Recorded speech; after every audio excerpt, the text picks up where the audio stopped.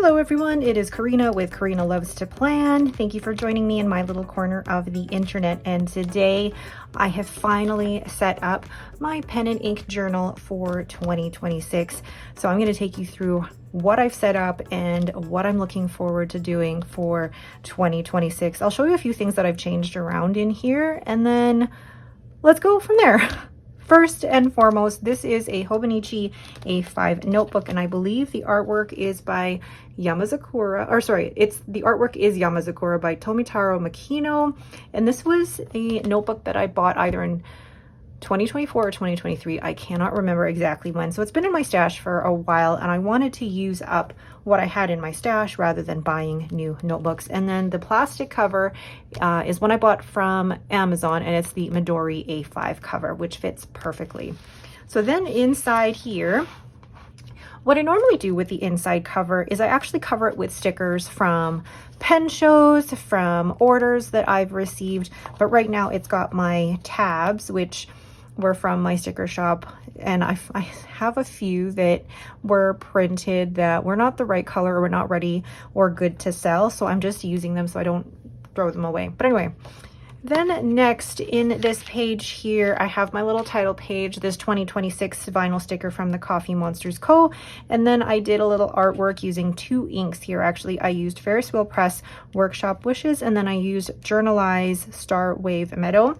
And what I did with the artwork on here actually is I used my Browse ornament nib, and this is in the 3mm size, and this is on the, I guess, the standard graph. Oh, that's coming undone. Standard graph nib holder. All right, and then I have a few stickers here that I had from my stash as well. So these 4 stickers are from Everyday Explorers Co., and the shimmer is getting all over that.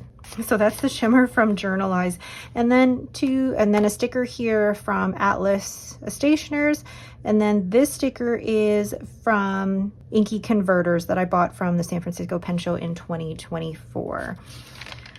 So then this first page, there's nothing here because of what I put on the next page here.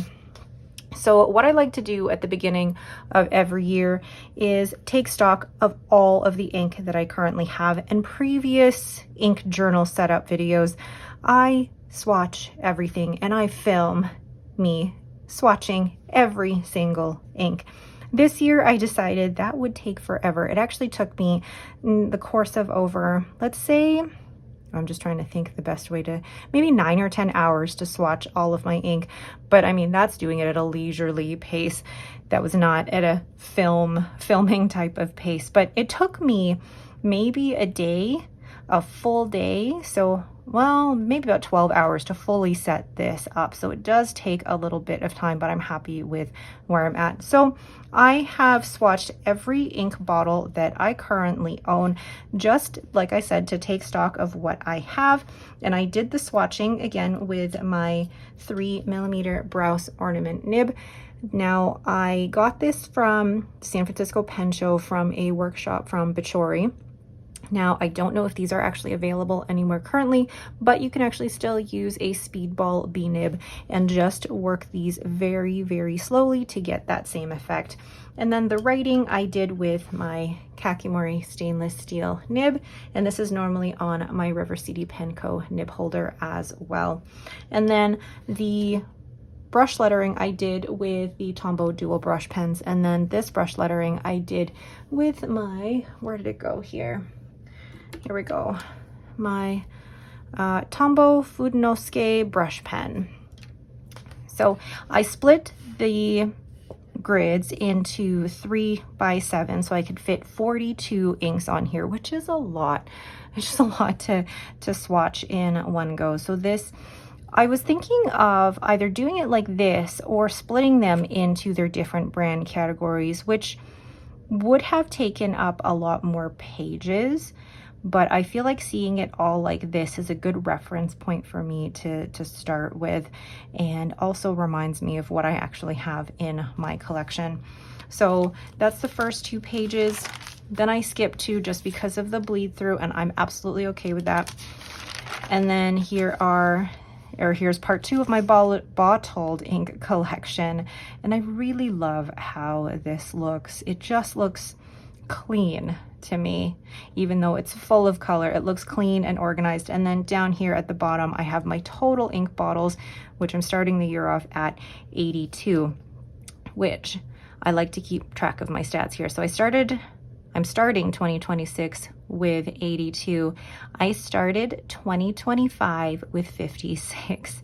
So I went up quite a bit in the number of ink bottles that I purchased over the course of 2025. And then I skip another 2 pages to do my sample ink collection. Again, I'm going alphabetically by brand when I swatch these.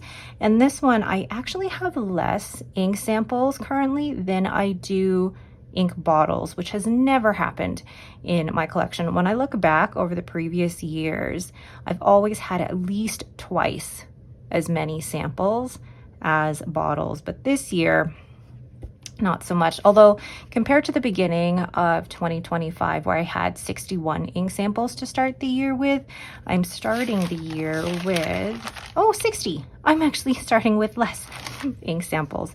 So this grid is organized by 3 by 6 rather than 3 by 7 for my bottled inks. And the ink sample collection encompasses both the inks that I haven't yet tried, plus those samples that I have tried and am still keeping in my collection, because there's still enough to do another fill of those inks.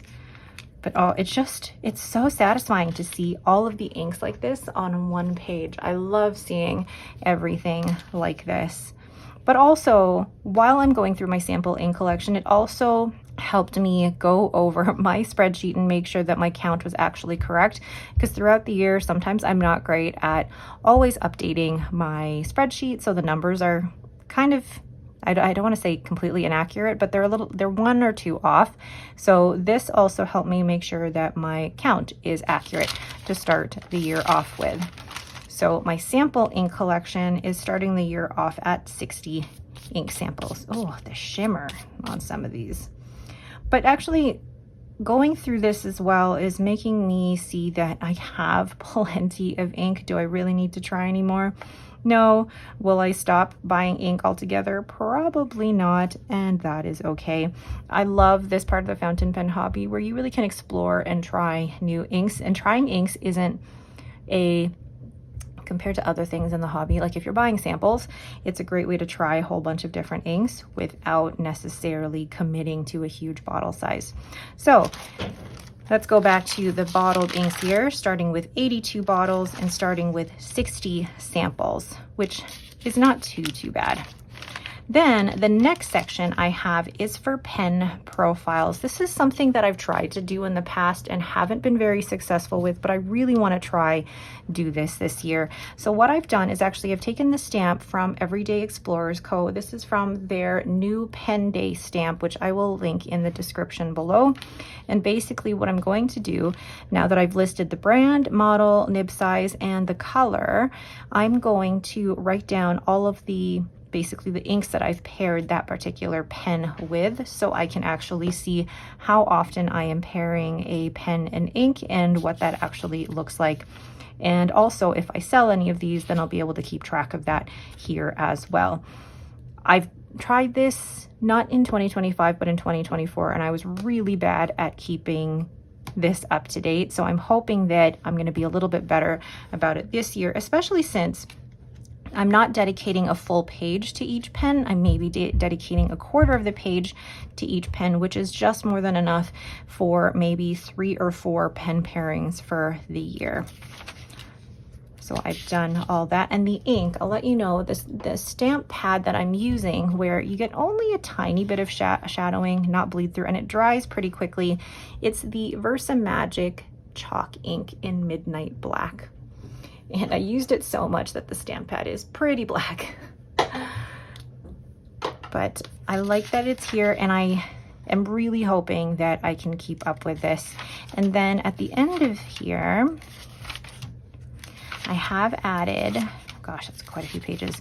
I did add a few blank spaces for possible new acquisitions in 2026. Not saying that these are already planned acquisitions. I'm just leaving space for a just in case. Right, then the next section is for my progress updates. normally when I do progress updates, I do them chronologically at the end of each monthly section, but I wanted to this year keep it all in one place, and I feel like I was inspired by Julia here. Her ink journal is gorgeous and stunning, and I was really inspired by all just the way that she bullet journals to create these beautiful, beautiful pages.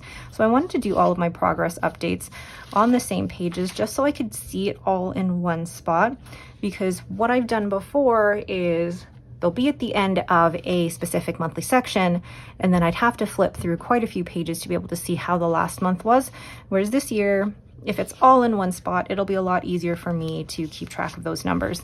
Yes, I also have these numbers on a spreadsheet, but I like to be able to keep track of it in my book as well. So these letters are all done with Tombow Dual brush pens. And then the last section that I've pre-made in here is my pen and ink goals. I won't be filming this just as of yet, but I will be doing a video where I'm going to list my pen and ink goals for 2026, but also look at how I want to change up my spending habits for this coming year. And then after that, it's going to basically be chronological the way that I use this. I'm going to have my currently inked, ink hauls, new pen days, things like that. And I'm going to be using it for things like, you know, my winter inks, my spring inks, or what I do at a pen show. I'm keeping it pretty open because the way that I like my ink journal to be is a chronological record of my fountain pen and fountain pen ink hobby over the year. Now, I'll do a separate flip through of my pen and ink journal for 2025, but I'm pretty happy with how I've set this up so far.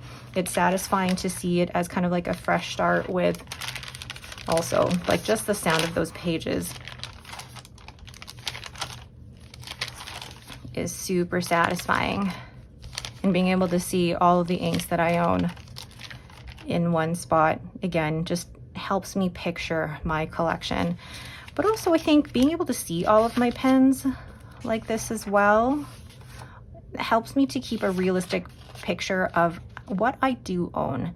And I think when it comes to a hobby like this, we can kind of get lost in not keeping track of what we've acquired. And I think that's also why I want to keep a journal. I want to keep track of my acquisitions, keep track of how my tastes change over time, but also it's a great way to make sure that I am actually using what I have purchased and what I have acquired, because I don't ever want to get to that point where I'm like, I purchased a pen and it arrived months ago, but I haven't even unboxed it. I don't ever want to get to that point where I'm not enjoying what I have. And I'm hoping that this journal is definitely going to be a way for me to keep track of what I've acquired, but also make sure that I'm using it. All right. So that is it for my pen and ink journal. It's a much shorter video than previous years, because previous years I have filmed me swatching every single ink in my collection, and that is a lot. So that is the actual pen and ink journal, but what is going to accompany that is this. This is the Hemlock and Oak, and this is in the A5, and this is in the Archivist paper. This is what I'm going to use this year instead of the A6 notebook. So in this A6 notebook, this is where basically I'm doing a pen and ink exploration with the different papers as well as the Zentangle, and I plan to do that in this book. What I'm hoping to do is basically do the paper swatches in the top half, the Zentangle in the bottom half, and then switch it on the other side so that the Zentangles aren't always back to back and the bleed through or shadowing isn't happening for Zentangles being on the same side. I'll show you once I do, 15 inks over 30 days, but I'm looking forward to be able to actually use the Archivist paper because I did a pen test on this and it worked really, really well. I'll link my video to the pen test of this paper in the description below. So I'm looking forward to seeing how this notebook performs with basically how I used my Hobonichi for 2025. I haven't done anything to really set this up except add the Midori A5 cover on here. Now the cover, the plastic cover, was a little small for this notebook, but what I actually did to help stretch it out was I took a blow dryer and on low heat just put that over, or blow the heat over the certain sections that needed stretching, and then I basically kept bending the plastic cover until it fit perfectly, and now it does. It looks great. Whew. All right, that is a lot of talking for me over the course of 15 minutes. But I appreciate you sticking with me through this. I'm really excited to get started for 2026 for my pen and ink journal, but I will take you through a flip through of my pen and ink journal for 2025 because I always love flipping through those and seeing how my fountain pen hobby has progressed basically over the course of a year.